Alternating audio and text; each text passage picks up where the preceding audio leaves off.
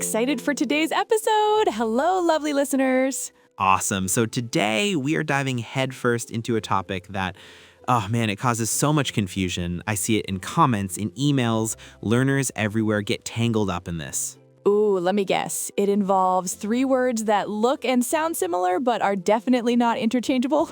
You're psychic, yes. We are talking about be, been, and being. Yes, the big three. It's so true. Just the other day, I heard someone say something like, I have be tired lately, and I totally understood what they meant, but it's one of those little grammar points that can be a dead giveaway you're still learning. Exactly. It's one of those things that once you get it, your English just sounds so much more natural. So our mission today, should we choose to accept it, is to make these three words your friends. Ready? I'm ready. Let's do this. Okay, let's start at the very beginning. A very good place to start. The verb to be. A little Sound of Music reference. I like it. Yeah, so to be it's fundamental, but it's also a pain because it's irregular. It just doesn't play by the rules. Not at all. It's a total rebel. So in the present tense, it changes into three different forms, right? It becomes am, is, or are. It all depends on the subject. So I am happy. Right. He is a pilot. She is from Canada. Exactly. And then for plural, they are busy or we are recording a podcast. Perfect. So it's all about defining something, a state of existence, a characteristic, a job, a location, basically a description. Totally. And in the past tense, it switches things up again. It does. It becomes was and were. So I was at the store earlier. Right, or he was sick last week.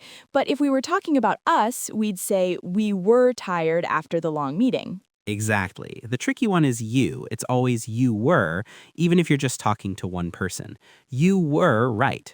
That's such a key point. You was is a very common non-standard form you might hear, but in standard English, it's always you were. Good to remember. So that's be. It's the foundation. It's for describing things in the present or the past. Simple states of being. Okay, foundation laid. Now let's build on it with been, B-E-E-N. Right, been. So this is the past participle. That sounds complicated, but what's the simple way to think about it? The simple way is to think of it as a team player. Been almost never appears alone. It needs a teammate, and its teammates are usually have, has, or had. Ah, the have verbs. Okay, so this is for the perfect tenses. Exactly. Present perfect, for example, it connects the past to the present. I have been so busy this week. The week started in the past, but it's still going on, and my busyness continues. Right, I feel that. Or I could ask you, have you ever been skydiving? And I would say, no, I have never been skydiving. But see, the have been talks about my entire life experience up to this very moment. Makes sense. And it's also where that been versus gone thing comes up, right? Ooh, good point. Yes, if I say, Ziko has been to the coffee shop, it means you went and you came back. You are here now. Mm-hmm. If I say Ziko has gone to the coffee shop, it means you're still there. You haven't returned. Ah, that's a great distinction. So been implies a round trip. Gone is a one-way, so far. Exactly. And with had, it's the past perfect, something that happened before another past event, like she knew the city well because she had been there many times before. Got it. So the number one rule for been is look for its buddy, have, has, or had. If you see one of them, you probably need been and not was or be. That's the golden rule. All right, on to our final contender, being, the one with the ing. Yes, being. This one is also a team player, but it plays on a different team. Its main job is in the continuous tenses. Continuous, so action in progress. It's often about temporary behavior. For instance, if a child is usually quiet but is making a lot of noise, you might say, "Why are you being so loud today?" Right. You're not saying they are a loud person in general, just that their behavior right now is loud. Precisely. It's the difference between personality and temporary action. My boss is nice, that's his character. My boss is being nice, maybe he wants me to work late. I see the suspicion there. Okay, and in the past it's the same, right? He was being difficult during the meeting. Perfect. His behavior during that specific meeting was difficult. So that's job number one, continuous temporary action. Okay, But there's another job, isn't there? The gerund thing. Yes, the gerund. It just means the verb is acting like a noun. Being can be the subject of a sentence. Okay, like being on time is important to me. That's a perfect example. The thing that is important is the act of being on time. Or it can be the object. I really dislike being cold. Ah, I get it. The thing I dislike is being cold. Okay, so it's either part of a continuous verb, like is being, or it's the name of the activity itself. You've nailed it. That's all there is to it. Wow, okay, suddenly it all seems so logical. Let's do a super fast final recap to lock it in. Let's do it. All right. Be, am, is, are, was, were, is for states of existence, descriptions. She is tall. They were friends. Yep. Been is for the perfect tenses with its friends have, has, and had. I have been to that restaurant. Right. And being is for temporary continuous actions, or as a noun. My phone is being slow, or being a parent is hard work. What a brilliant summary. If everyone can just keep those 3 separate boxes in their mind, it'll make a huge difference. I hope so.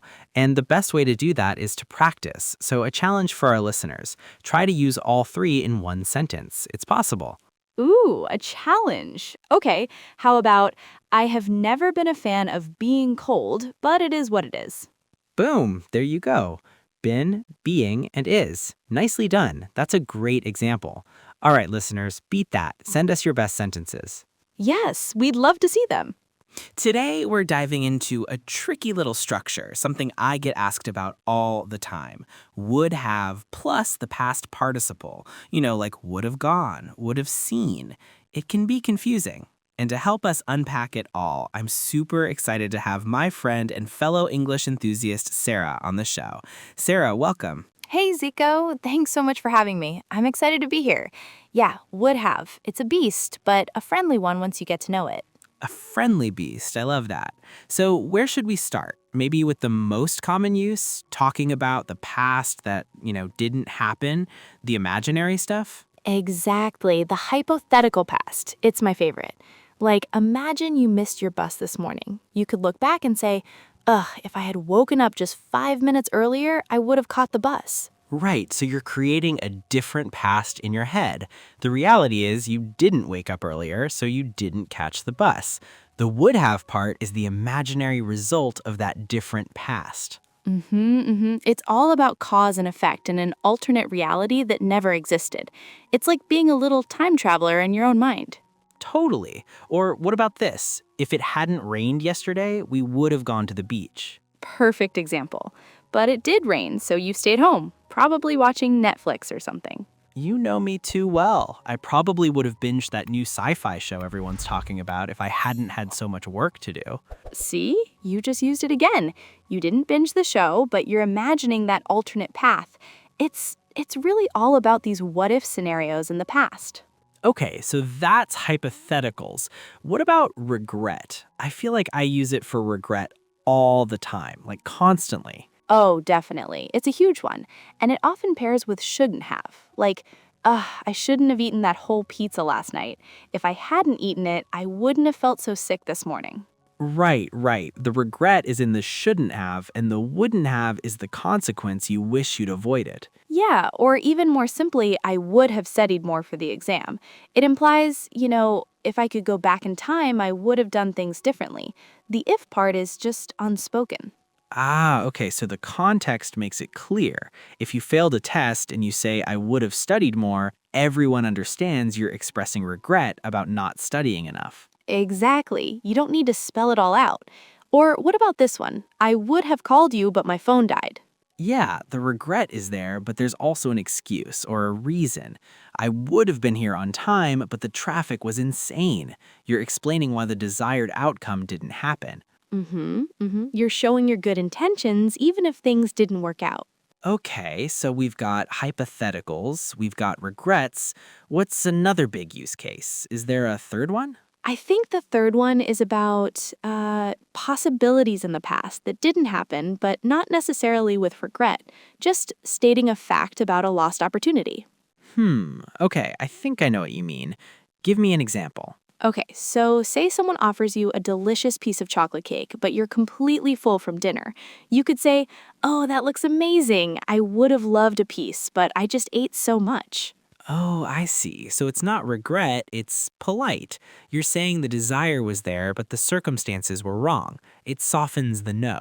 Right, it's a way of showing you appreciate the offer even if you can't accept it. It shows you would have said yes under different conditions. That's a good one. Or like if a friend tells you about a concert they went to last night, you might say, "Oh, wow, I would have gone to that if I had known about it."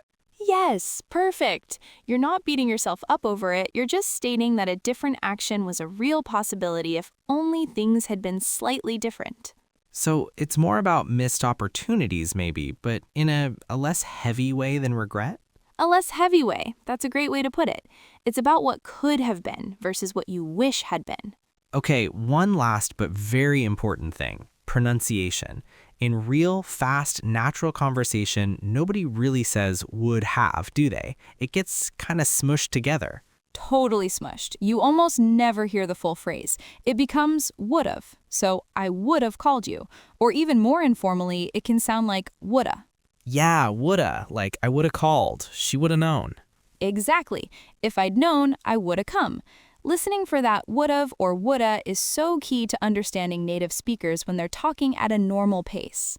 It's so important because if you're only listening for the full, perfectly pronounced would have, you might miss it completely. You definitely would have missed it. See, I just did it right there. It just slips out naturally. You did, but that brings up a really important point. I can already hear a question that our listeners might have. What about could have and should have? They sound so similar. How do we keep them straight? That's such an important question, and we'll break down could have and should have in another episode because they deserve their own deep dive. So just to recap for everyone listening, use would have for imaginary past situations, for expressing regrets, and for talking about possibilities that just didn't pan out. Oh, that is the million-dollar question, isn't it? They are the tricky triplets of English grammar. It's all about the subtle difference in meaning. Let's break it down. We've established would have is about an imaginary result, right? If I had known, I would have come. And don't forget the pronunciation. Listen for would've or woulda to really level up your listening skills. Now you understand how to use would have and would have been correctly in real conversations. But this is just one structure. If you really want to move from intermediate to advanced English, you need to master these patterns step by step. So click on this playlist right here. I created it to help you improve your English naturally and confidently. And I'll see you in the next lesson. The crucial woulda.